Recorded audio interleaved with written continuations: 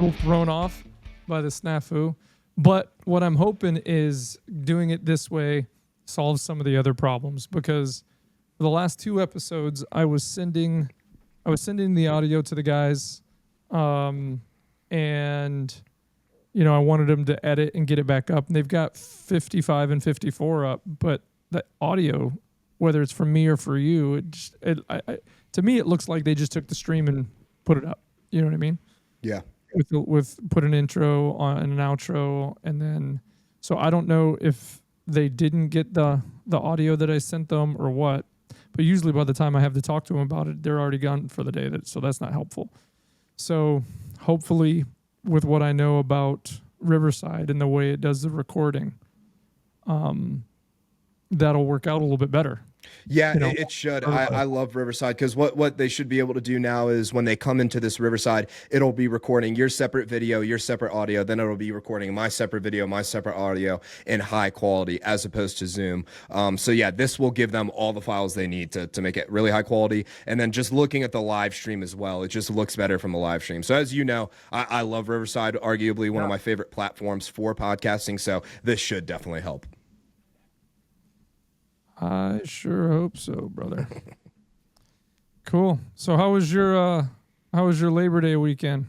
Yeah, it was good. I got back Sunday from the trip to Vegas to go to the Celebrity Poker Tour. So that was a really cool event. Got some really great footage. We'll start putting out that content this week. So that was just an awesome time. Got to interview some great people, see the cool event. So that was really fun. And so yeah, got back Sunday. Yesterday was Labor Day, and then now just back to business as usual, rocking and rolling.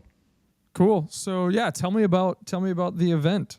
Did you meet a lot of cool people, or what? How did it go? Yeah, it was really cool. We got red carpet access, so as all the celebrities were coming in, kind of got to ask them, videos, or not videos.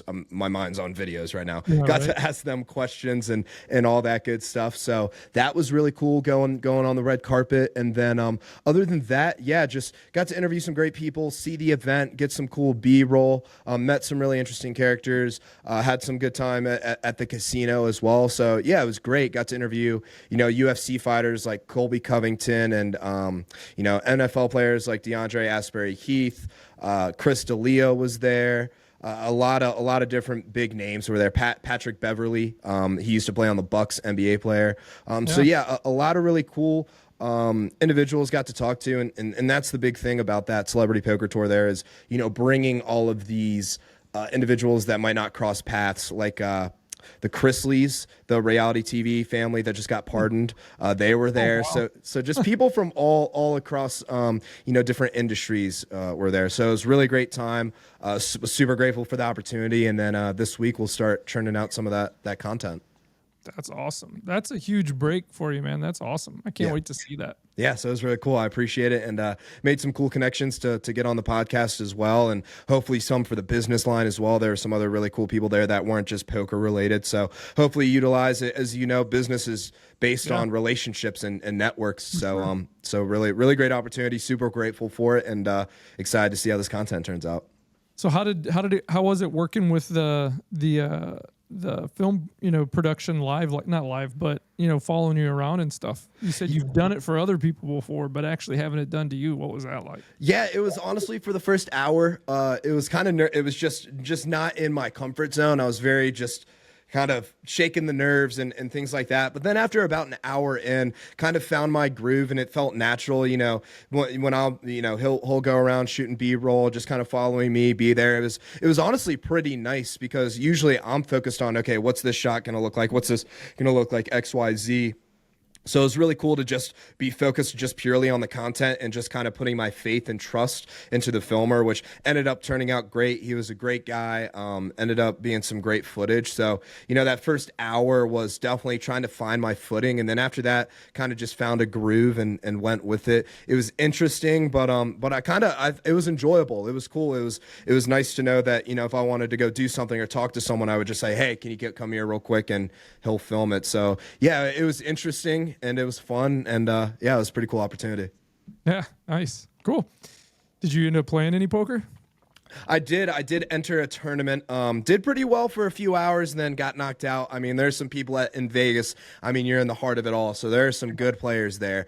So I think I'm an all right player. I'm an amateur by no means. You know, I just play in the basement with my friends. That's Yeah. my poker. But I was like, you know, if I'm going to be getting into this, I want to know what that feels like. And I thought it was going to be way more intimidating, you know, but it really wasn't as intimidating as I thought. And found my groove, was playing well, won some good hands, but then unfortunately got taken out. But yeah, I did enter one tournament, which was pretty cool. Cool.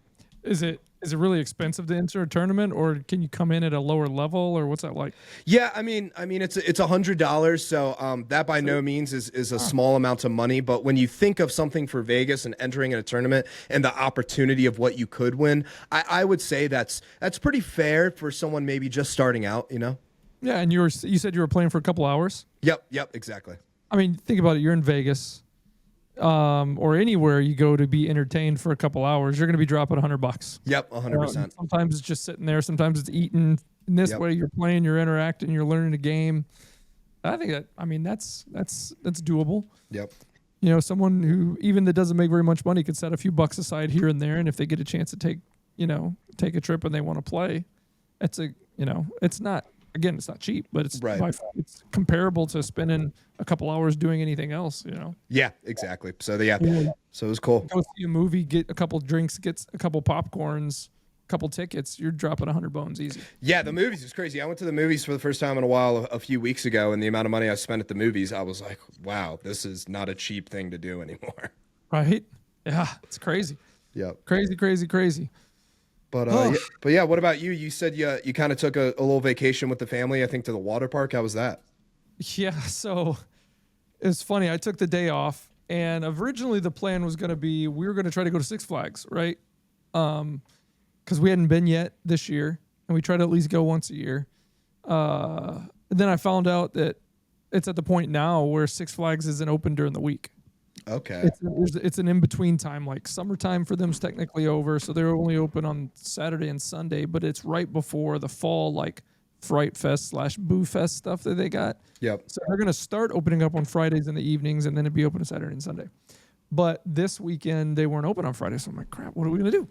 So I told my wife, hey, we can't do that on Friday. What are we gonna do? She's like, I don't know. I took the day off. I could have just sat around and did nothing. But I'm like, hey, we haven't been to the Milwaukee County Zoo in a long time. It's kind of Wisconsin's big zoo. And we used to go all the time when we lived down in Milwaukee area. We had a membership and we just take the kids there all the time. Gosh, we probably haven't been in like at least 3 years. So I said, let's do that. Let's just, it's not super expensive to go. Let's go to the zoo. My youngest hadn't been there since she was maybe 1, and she wouldn't remember that. And the older ones haven't been there, and it's changed a lot. So we're like, yeah, let's do it. So we told the kids, hey, we can't go to Six Flags on Friday, but we're going to go to the zoo. I'm going to get a hotel room in Johnson's Creek, which is kind of like halfway in between Wisconsin Dells, which we like to go to, and Great America. So what we're going to do is we're going to go to the zoo, then we're going to go to a hotel, and then we're going to stay there. And we're going to get up early in the morning. Not early. We're just going to get up, normal time, eat, because, whatever. And we're going to go to Six Flags on Saturday. And then we're going to go back to the hotel. And then we're going to go to Noah's Ark in the Dells, which is this huge water park, on Sunday. So that's what we did. And it was crazy. It was a lot to do unplanned. Like usually my wife's a big planner. She's a list maker. She's got it all planned out. We're packed a couple weeks in advance. She knows because we're going to bring coolers of food. We're not going to spend a lot of money. I said, you know what? We haven't done this. It's on me. It's on me this time. Yep. It's always on me. But so we just went and spent a ton of money, probably more than I should have, but it was fun. It was a good way to blow out the end of the year. The kids have already all started school for my kids, even though kind of the rest of the school system stuff starts today, I think, after Labor Day. But it was a good time. We had fun. Got to ride the new ride at Great America, so that was cool. This Wrath of Rakshasa. Nice. It's what do you call them? It's an inverted drop. Or roller coaster. So I think we were talking about before, you get up, you get on, it takes you up, and then you get to the top and it like hangs there on Yeah. the edge like this for a little bit, and it's like, Yep. and it goes. And it was awesome. Yeah. It was awesome. A couple of the rides that we really liked were closed down, but we did a couple we hadn't done. The Flash was one we hadn't done, and we did a few of the others. But that one for the day, that was my favorite one of the day, and it's Nice. probably top 5 for me there. Cool. So that was cool. Nice. It was a good one. Cool. Yeah, so that was my weekend. But back to work today. Yeah. What's been going on today? Gosh, a lot of catch up. Gosh, I told myself I was going to come in and get through my email right away, and I've got a couple webinars I need to record. One for an internal webinar to teach the staff about a new incentive we've got, allowing people to kind of earn some extra revenue and stuff for themselves and help us build the business. And I'll check my email. That'll take me an hour or so. But no, every time I got to the bottom of the email, I go back to the top, and there's like 20 more. Yeah. It was stupid. That's how it usually goes. Oh, it was brutal. It was brutal. I used to have somebody who would check my email for me and just tag the ones I needed to look at. Yep. Give them a star. Yep. Yeah, and she kind of does that still, but even then, I got to look at them all because she doesn't have as much time as she used to do that anymore because she's doing more than just being my assistant. So that kind of sucks. Right. So I feel like I didn't get a lot done today. Yeah. Some communication, and we got a couple leads in over the weekend, and one or two of them were legitimate. The other ones kind of weren't. But God, I hate those kind of days where you feel like you didn't get anything done because you're just pouring through emails. Yep. 100%. Feel that.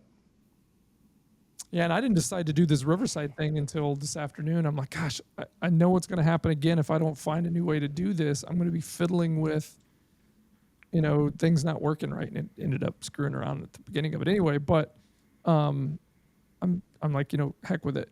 Yep. I didn't even know if Riverside streamed, but I looked at it. I'm like, oh yeah, they stream. So, yeah. Yeah. Yep. Riverside's pretty cool. They do it well. So yeah, they're all that. But no, to go off your point of kind of feeling like, sometimes I'll get to the end of the week and you're doing, a lot of operation stuff and things like that. And you're like, what did I even do this week? So I totally get that. But that's what it's like when you're running the ship is, sometimes some days you're just kind of putting out fires, emailing back, especially after a long weekend like this. You're kind of, a lot of different things happened over the weekend. So you're kind of just managing and make sure everything's set up. That was a lot of what I was doing this morning as well. So totally get that. Yeah. Hate that. Yep. Oh, but what else is on the dock? Oh, it's opening week for NFL. Yep. Very excited. Sweet. That's pretty sweet. Yep. Thursday night game is Dallas and Philadelphia. Dallas, that's my team, but we're gonna get creamed. It's not even good. I don't even think it's gonna be close. Yep. Playing the champs there. Yep. I'll be happily wrong if I am wrong, but I don't think I will be. I will be absolutely right. You never know. Yeah. Cool. Good So stuff. I saw a thing. I don't know if it's true or not. I saw a thing where the Packers put something out that they said Micah Parsons got hurt. Like, I did not see that. I did see that Micah Parsons did get traded there. I'm not sure. When I just searched, it said Packers, Micah Parsons has facet joint sprain. May be able to play Sunday. Okay. Yeah. And then I saw a guy comment on it. He's like, yeah, this is just Green Bay getting out ahead of it in case he's not playing very well the first game because he's been holding out the whole time. Mm-hmm. So he didn't do anything during he's probably training and stuff, but I don't know. I saw a video of him running around wearing the number 1. Interesting. Very interesting. We'll see. Yep. We'll see. Who does Carolina play week 1? I'm not sure. Who is Carolina playing week 1? I did get to meet Josh Norman. He actually was the one that won the Celebrity Poker Tour, so I got an interview with him. But they are playing the Jaguars Sunday at 12 p.m. your time, so noon your time. The Jags. That should be an all right game. Yeah, both teams. It's up in the air. You never really know. The Jaguars. I'd say they're both decent. They're both. It's both funny though because they both QB was. I think Trevor Lawrence was either 1 or 2 overall draft, but Yeah. Bryce Young and then Trevor Lawrence, both top draft picks, haven't really done. They've done decent their first couple of years here, but haven't really proven too much. So it'll be interesting to see these two top draft picks, quarterbacks that haven't really done too much play each other. I'm interested to see that. Yeah, for sure. This first game is, I was looking at, since you were just in Vegas, the over under is 47.5 points. That's pretty high. Yeah, that is high. One. And then the spread is Eagles -8. Okay. So yeah, that's a big number. That's a big number. Yeah. And just an FYI, Brian, I have a hard stop here at 4:30 your time. I tried to get a client meeting, but he can only do 4:30, so I'll pop out here in a few minutes. Just Hey, no problem. Just an FYI. But I mean, it's 4:28 now. If you got to bounce, go for it. I'm good right till 4:30. So if there's one more thing you want to talk about in these next 2 minutes, happy to do it. Or other than that, yeah, just looking forward to football. That'll be exciting to see. Maybe tomorrow we give some picks for the games on Sunday. I think that could maybe be fun. Yeah, that'd be fun. We could do that. And maybe we could make it business related and see, maybe find some stats on how much money will be generated this week 1 in the NFL. Yep. And do something like that. That'd be cool. Yeah, that'd be interesting. And maybe one thing that would be interesting to look into is the price differential between a commercial on opening day versus a commercial Super Bowl. Because you could sometimes argue that some of these opening day games, and so this is what we'll research into, but it's got to be somewhat close because people are gnawing at the tips for these games. It's been so long. Yeah. They just want real football. Yep, exactly. Yeah.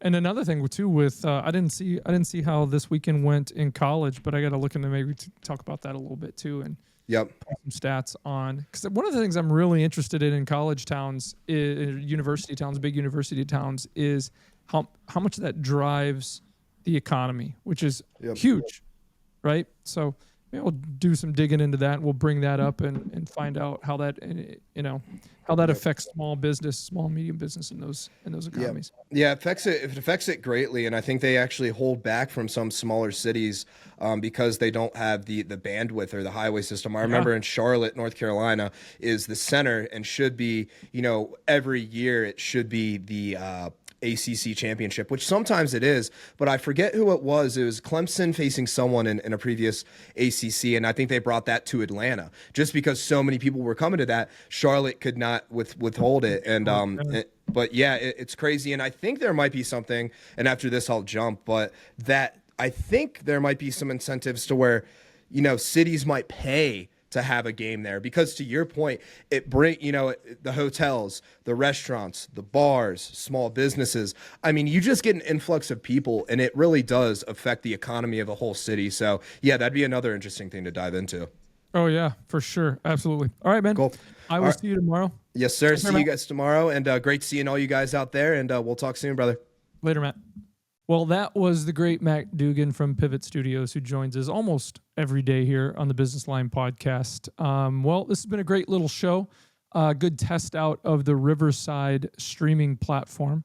So you guys should be able to see this via Riverside as well as YouTube. And I've connected up to a couple other places too. You can check it out on Facebook, on Twitter probably. I think I'm trying to connect to LinkedIn. So we'll see how this all plays out. Me as this team of me so far is working on it, and we're getting there. So I appreciate everybody joining me for the show today. We're going to call it quits for episode 56 of the Business Line podcast. We'll see all you guys tomorrow. Take care, everyone. Bye-bye.